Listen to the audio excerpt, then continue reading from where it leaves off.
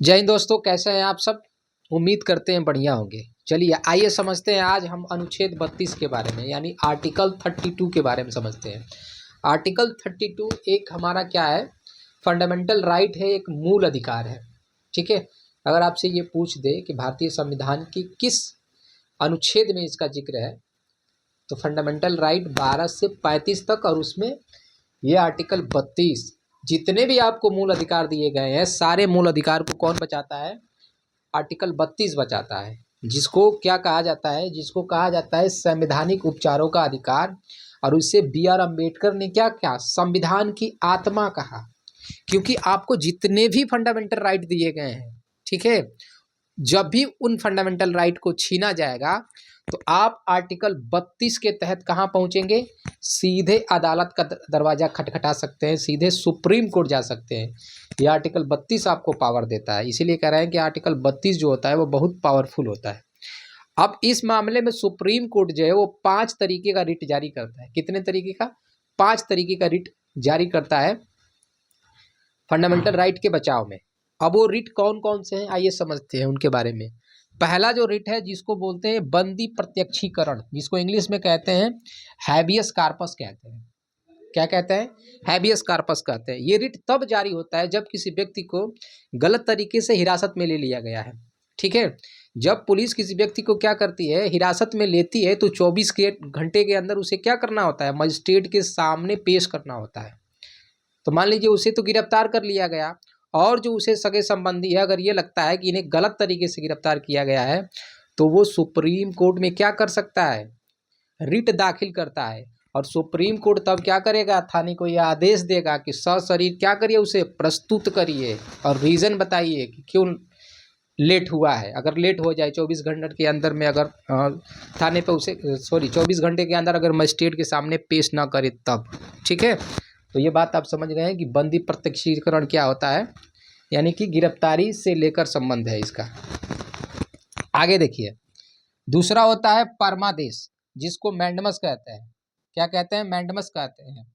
यानी ये इसका मतलब क्या होता है कि हम आदेश देते हैं। इसका मतलब क्या, जब कोई पुलिस ऑफिसर हो गया, गवर्नमेंट अधिकारी हो गया या कोर्ट हो गया, अपने कर्तव्य से विमुख हो जाए, उसका जो काम है, ठीक है, अपने काम को ठीक तरीके से नहीं करे, तब सुप्रीम कोर्ट क्या करेगा कि हम आदेश दे रहे हैं, क्या करिए, आप अच्छे तरीके से काम करिए।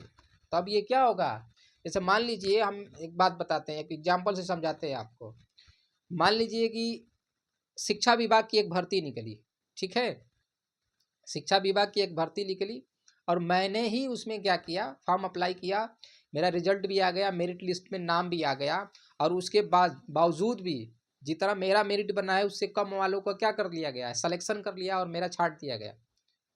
तो मैं पहुंचूंगा कहाँ पे, सुप्रीम कोर्ट, और मैं रिट दाखिल करूंगा तो सुप्रीम कोर्ट पूछेगा रीजन कि क्यों इनको हटाए हैं यहाँ से।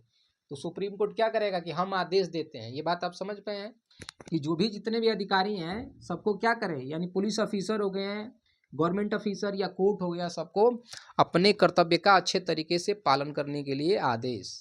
ठीक, आगे समझिए, अधिकार परीक्षा क्या होता है।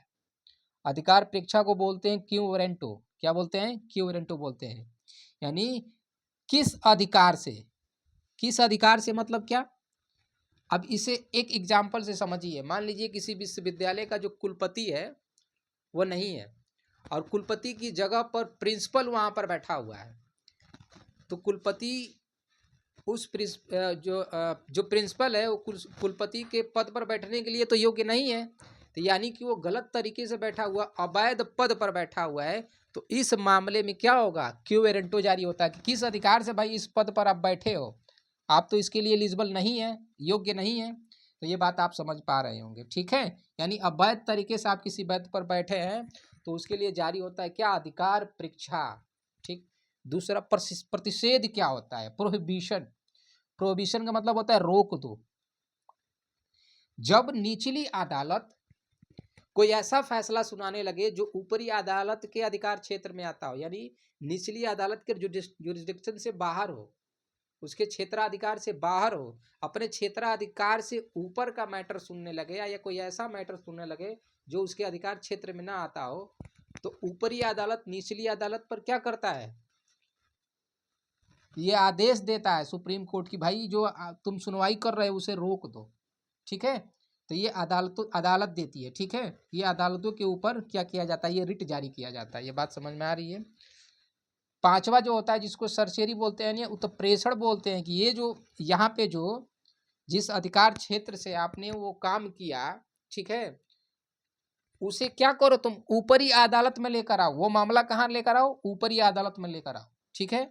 यानी ऊपरी अदालत जो है वो निचली अदालत वाला काम जो है अपने यहाँ मांगता है कि कहाँ लेकर आओ, ऊपरी अदालत में लेकर आओ। तो ये बात आप समझ पाए होंगे, ठीक है।